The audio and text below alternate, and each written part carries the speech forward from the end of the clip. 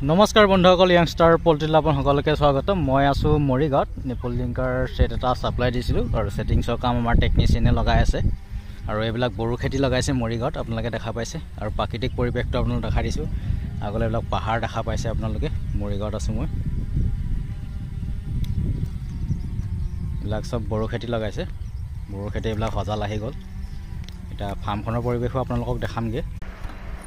ফাৰ্মখন এইখনে ঘৰৰ ছাইডতে আছে। ফাৰ্মখন 97 ফুট দীঘল আছে আৰু 22 ফুট বহল আছে। ছেটিংছৰ কাম ইয়াত লগাই আছে।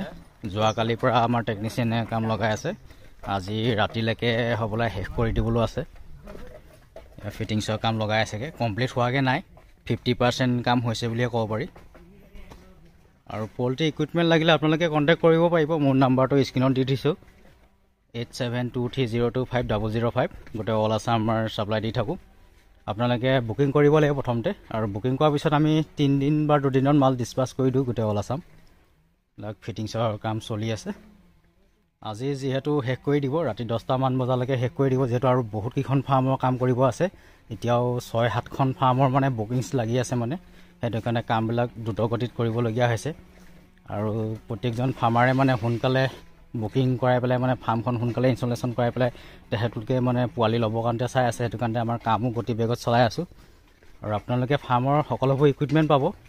ডিংকাৰ, ফিডাৰ, আপোনালোকে মেনুৱেল ডিংকাৰ লাগিলে মেনুৱেল ডিংকাৰ পাব, অটো ডিংকাৰ লাগিলে অটো ডিংকাৰ পাব। নিপুল ডিংকাৰ ছিষ্টেম কৰিব হ'লে নিপুল ডিংকাৰ ছিষ্টেমো পাব আপোনালোকে। ফ্লটিং ডিংকাৰ ছিষ্টেম লাগিলে ফ্লটিং ডিংকাৰ পাব।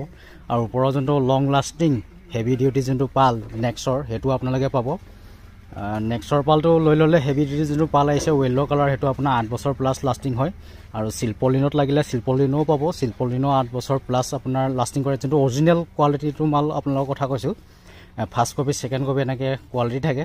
যদি ছেকেণ্ড কপি মালটো লয় তেতিয়া দিনটো নাযায়, সোনকালে বেয়া হৈ যায় আৰু ৰ'দত আপোনাৰ ফাটি যায় ক'ব গ'লে। ফাৰ্মৰ ভিতৰৰ পৰিৱেশ সেইটোৱে আপোনালোকে দেখা পাইছে। 22 ফুট বহল আছে আৰু ছাইডৰ হাইটটো এইটো 7 ফুট আছে।